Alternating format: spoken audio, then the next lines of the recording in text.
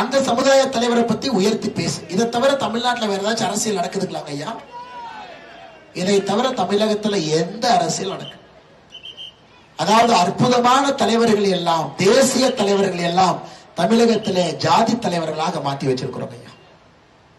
இன்னைக்கு நீங்க போய் தென் தமிழகத்திலே அற்புதமான தலைவர்கள் நிறைய பேர் இருக்காங்க. அவருடைய குரு பூஜைக்கு மாலை போடலான்னு போனீங்கன்னா 30,000 போலீஸ் போட்டிருப்பாங்க பந்தோபஸ்து. 30,000 போலீஸ். நமக்கே ஏதோ இந்தியா பாகிஸ்தான் பார்டருக்கு வந்த மாதிரி இருக்கும்.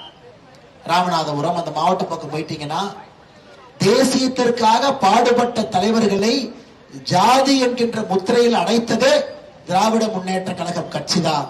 1949க்கு பிறகுதான் ஒரு தலைவனுக்குமே சாதி என்கின்ற அடையாளம் தமிழகத்திலே குத்தப்பட்டுச்சு. அதை இன்னைக்கு அரசியல்ல கொண்டு வந்து பஞ்சாயத்து தேர்தல் வரை கொண்டு வந்து வார்டு தேர்தல் வரைக்கும் ஜாதியை கொண்டு வந்தது திராவிட முன்னேற்ற கழகத்தினுடைய சாதனை.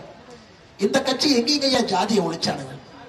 அது பொன்முடி உங்க பக்கத்து மாவட்டத்துல அவர் மேல யாராச்சும் உட்கார்ந்தாங்கன்னா ஜாதி பேரை சொல்லிதான் பேசுவார். மேல இருக்கக்கூடிய தலைவர்களுடைய ஜாதி பேரை சொல்லிதான் பேசுவார். எங்கே ஜாதியை ஒழித்தார்? ஜாதியை வைத்து வைத்து அரசியல் வியாபாரம் செய்து முதலமைச்சருடைய நாற்காலினுடைய 2வது காலே ஜாதி அரசியல் ஐயா. 3வது கால் குடும்ப ஆட்சி.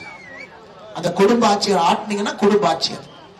கோபாலபுரத்துல ஒரு குடும்பம் இன்னைக்கு 4வது தலைமுறைக்குள்ள எட்டி பார்த்தாச்சு. கலைஞர் கருணாநிதி ஐயா, அது போய் மு க ஸ்டாலின் ஐயா, அது போய் உதயநிதி ஸ்டாலின், இன்னைக்கு வந்து இன்பநிதி ஸ்டாலினும் ட்ரெய்லர் ரிலீஸ் பண்ணிட்டாங்க சேலத்துல. அந்த ட்ரெய்லர் ரிலீஸ் ஆயிடுச்சு. மெயின் பிக்சர் தான் பாக்கிங்க ஐயா. எனக்கு கோபாலபுர குடும்பத்தினுடைய 4வது தலைமுறையை நோக்கி ஒரு பக்கம் போகுது.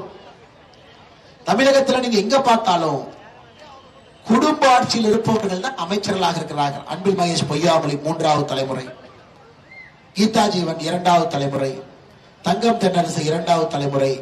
எம்பிக்கெல்லாம் எடுத்துக்கங்க. உங்க பக்கத்து எம்பி எடுத்துக்கலாம். துரைமுருகன் பையன் எம்பி, பொன்முடி அவர் பையன் எம்பி, தங்கம் தென்னரசு அவங்க தங்கச்சி தென் சென்னை எம்பி, தயாநிதி மாறன் எம்பி, அவங்க அப்பா முரசொலி மாறன். வட சென்னை எம்பிக்கு போனீங்கன்னா ஆற்காட்டு வீராசாமி அவர் பையன் கலாநிதி வீராச்சன். சொல்லிட்டே போலாங்க ஐயா.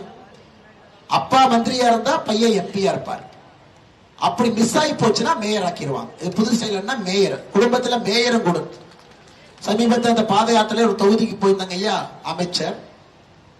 அமைச்சருடைய மச்சா உள்ளாட்சி பிரதிநிதி, அமைச்சருடைய மனைவி உள்ளாட்சி பிரதிநிதி, அமைச்சருடைய மகன் உள்ளாட்சி பிரதிநிதி. இன்னைக்கு உள்ளாட்சி பிரதிநிதிகள் வரைக்கும் குடும்ப ஆட்சியை கொண்டு வந்து வைத்திருக்கின்றார். 3வது கால் குடும்ப அரசியலுங்க ஐயா. 4வது கால் அடாவடித்தனம். அதுக்கு உங்க எம்எல்ஏவே ஒரு அற்புதமான சாட்சி. இந்த தொகுதியோட எம்எல்ஏ யார் இருக்கிறாங்களோ அவரே ஒரு அற்புதமான சாட்சி. ஒரு காலத்துல இங்க ஐயா எம்எல்ஏக்கள் எல்லாம் மக்களுக்கு சேவை பண்ணி எம்எல்ஏவா வருவாங்க. ஆனா கள்ளச்சாராயம் காய்ச்சினவன் எல்லாம் கல்வி தந்து, அது குறிப்பாக ஜோலார்பேட்டை ஒரு காலத்துல பாருங்க, மக்களுக்கு பணி செய்து அற வாழ்க்கை வாழ்ந்து காந்திய போற வாழ்ந்தவங்க தான் முதல் 20 வருஷம் எம்எல்ஏக்கள் எம்பிக்களா இருந்தா. இன்னைக்கு சாராய காய்ச்சனவன்லாம் எம்எல்ஏ. என்னன்னு கண்டினியூஸா அடாவடித்தனம், நேஷனல் ஹைவே கான்ட்ராக்டர்ல போய் ஒருத்தனை உதைக்கிறது, மிரட்டுறது, திரும்ப திரும்ப குடும்பத்தை வச்சு அவங்களே ஜோலார்பேட்டையில் இருக்கிற எல்லா கான்ட்ராக்டையும் எடுக்கிறது. உங்க எம்எல்ஏவுடைய சரித்திரத்தை கொஞ்சம் புரட்டி பார்த்தீங்கன்னா ஒரு புத்தகமே எழுதலாம் ஐயா. இன்னைக்கு இந்த 4 கால்களையும் உடைக்க வேண்டிய கடமை நமக்கு இருக்குங்க ஐயா. குடும்பாட்சியை உடைக்கணும், லஞ்சத்தை உடைக்கணும், ஜாதி அரசியலை உடைக்கணும், அடாவடித்தனமான அரசியலை உடைக்கணும். இந்த 4ஐயும் உடைத்தால் மட்டும்தான் தமிழகம், குறிப்பாக ஜோலார்பேட்டை வளர்ச்சி பாதைக்கு போகுங்க ஐயா. நமக்கு ஒரு அற்புதமான வாய்ப்பு இருக்கு. அது சொல்லுவாங்க இல்லைங்க ஐயா, ஒரு பட்டம் நம்புனா 4 மாங்காய் அடிக்கும்னு. எனக்கு 2024 பாராளுமன்ற தேர்தலில் மோடி என்கின்ற ஒரு மனிதனுக்கு ஒரு பட்டம் நம்புனா இந்த 4ஐயும் நம்ம காலி பண்ணிடலாங்க.